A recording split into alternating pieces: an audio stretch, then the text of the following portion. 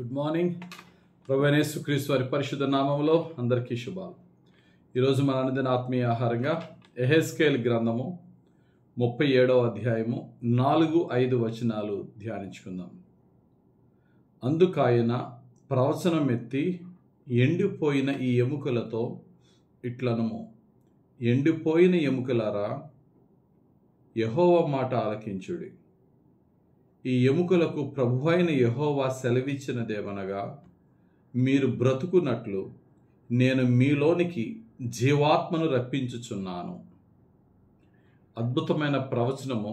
భక్తుడైన యెహెజ్కేలు గారికి దేవుడు ఒక దర్శన రూపంలో చూపిస్తున్నారు. యెహెజ్కేలు గ్రంథం 37వ అధ్యాయం 4-5 వచనాలు చదువుకుంటున్నాం.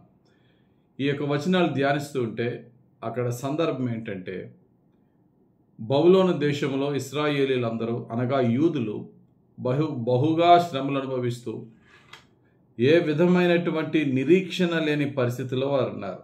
మరలా మనము మన దేశానికి వెళ్తామా? ఈ బానిసత్వం నుండి బయటికి రాగలమా? ఈ భయంకరమైన స్థితి మనకి ఎప్పటికీ పోదా అనే హోప్లెస్ కండిషన్, నిరీక్షణే లేని పరిస్థితిలో, కనుచూపు మేరకు ఎవరు కూడా రక్షకులే లేని పరిస్థితిలో వారు ఉన్నారు. అటువంటి సమయంలో ప్రవక్త అయినటువంటి యెహెజ్కేలుకి దేవుడిచ్చిన దర్శనం. ఒక లోయ కనబడింది. ఆ లోయ నిండా మనుషుల ఎముకలు కనబడ్డాయి. ఆ మనుషుల ఎముకలు కనబడుతూ ఉంటే ఆ మనుషుల ఎముకలలో నుండి నడుచుకుంటూ వెళ్తున్నాడు యెహెజ్కేలు దర్శనంలో. యెహెజ్కేలుతో చెప్తున్నాడు దేవుడు, యెహెజ్కేలు, ఈ ఎముకలు మరలా బ్రతకగలవా అంటే, నీకే తెలుసు ప్రభా అంటాడు. ఆ ఎముకలు తిరిగి బ్రతకాలి అంటే, ఆ ఎముకలు మరలా అతుక్కుని మరలా స్కెల్టన్ ఫామ్ అయ్యి, మరలా దాని మీద మాంసము, పైన శరీరము, తర్వాత ఆ లోపల నరాలు, తర్వాత జీవాత్మతో మరలా నిండి మరలా లెగాలి అంటే ఏం చేయాలి అంటే, నీవే ఆ ఎముకలతో నేను చెప్తున్నానని చెప్పి సెలవి. Speak with those dry bones. ఆ యొక్క ఎముకలతో మాట్లాడు. Speak to them in my name, they will receive the life. వాటితో నా నామమున మాట్లాడు, ఆ ఎండిన ఎముకలలోనికి జీవం వస్తుంది అంటాడు. వెంటనే ఈ ఎముకలారా, ఎండిన ఆ ఎముకలతో మాట్లాడుతున్నాడు. ఎండిపోయిన ఎముకలారా అని మాట్లాడుతున్నాడు. యెహోవా మాట ఆలకించుడి. It's not my word, it's from the word of God. మీరు జీవం పొందుకోమన్న వెంటనే ఎముకలు ఒక ఎముక ఒకటి అతుక్కుంటాయి, కలుసుకుంటాయి. దాని మీద శరీరం వస్తుంది, మాంసం వస్తుంది, తర్వాత శరీరము, ఎముకలు, నరాలు అన్నీ. ఆ తర్వాత దేవుని జీవాత్మ ఊదగా దేవుని జీవాత్మ వాటిలోని ప్రవేశించగా ఒక గొప్ప సైన్యము వలె లేచి నిలబడ్డారట. ఇది దేవుడు దేనికి చెప్తున్నాడంటే, ఈరోజు హోప్లెస్ కండిషన్లో ఉన్న యెరూషలేము, ఇశ్రాయేల్ని నేను మరలా అంత గొప్పగా నేను రెస్టోర్ చేయబోతున్నాను, పైకి లేకపోతున్నాను. ఈ మాట నేను ఎందుకు చెప్తున్నానంటే, చాలామంది నిరాశ నిస్పృహతో ఉన్న వారితో దేవుడు అంటున్నాడు, నీ యొక్క సందర్భముతో నువ్వు మాట్లాడు. ఏం మాట్లాడతావు? లైఫ్ మాట్లాడు. ఎవరి పేరున మాట్లాడతావు? యేసుక్రీస్తు పేరున మాట్లాడు.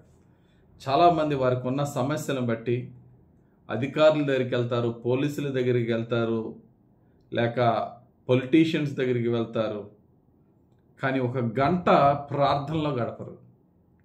యాకోబు భక్తుడు అందుకనే అంటాడు 4వ అధ్యాయం 2వ వచనం, మీరు ఆశించుచున్నారు కానీ మీకు దొరకటలేదు, నరహత్య చేదురు, మత్సరపడుదురు కానీ సంపాదించుకొనలేరు, పోట్లాడుదురు, యుద్ధము చేదురు కానీ దేవుణ్ణి అడగనందున మీకేమీ దొరకదు. దేవుని పాదాల యొద్ద ప్రార్థనలో ఒక గంట ప్రార్థనలో గడిపే జీవితం లేక దెబ్బలాటలు అవుతున్నాయి, టైం వేస్ట్ అయిపోతుంది, మనీ వేస్ట్ అయిపోతుంది, గొడవలు అవుతున్నాయి, పనులు జరగవు.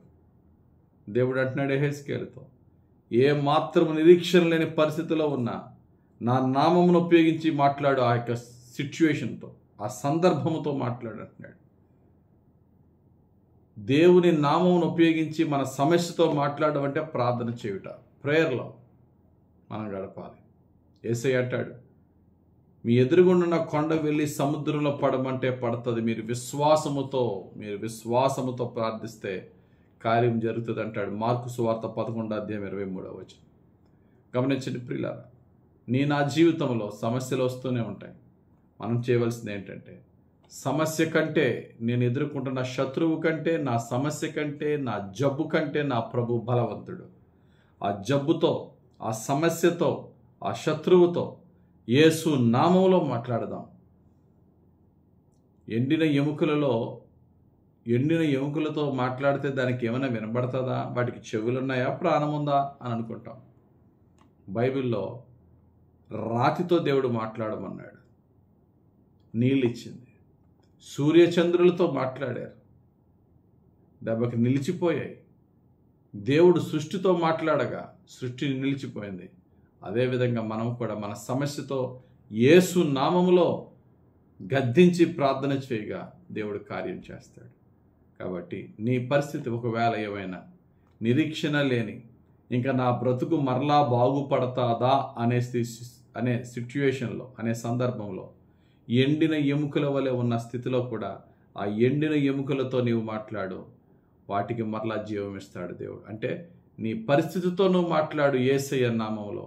అంటే యేసయ్య నామములో ప్రార్థన చేయి, భారము కలిగి. ఇప్పటివరకు ప్రయత్నాలు ఎన్నో చేసావు, విశ్వాసముతో ప్రార్థన చేయి. దేవుడు ఖచ్చితంగా physical restoration as well spiritual restoration, శారీరకంగాను ఆత్మీయంగాను దేవుడు నిన్ను మరలా పునరుద్ధాన శక్తితో పైకి లేపుతాడు.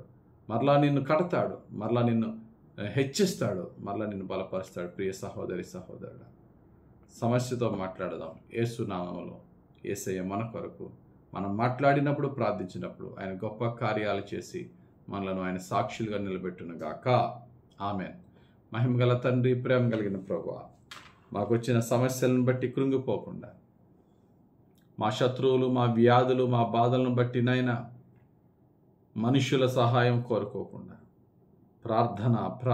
ప్రార్థనతోనే ప్రయత్నం కంటే ముందు ప్రయత్నం కంటే ఎక్కువ ప్రార్థన చేసి నీ ఆత్మ ఆలోచన ప్రకారంగా నడిచి నీ గొప్ప కార్యాలు పొందుకునే జీవితం దయచేయమని, సమస్యని యేసు నామములో గద్దించి సమస్యతో మాట్లాడగలిగే విశ్వాసం మాకు దయచేసి నీ ఆత్మ కార్యం చేయమని, నీ కార్యాలకి ప్రభువా ప్రజలందరి ఎదుట నిన్ను గణపరుచుకునే భాగ్యం మాకు దయచేయమని, జీవము గల దేవుడని యేసు నామములో ప్రార్థించి వేడుకొంచున్నాము తండ్రి.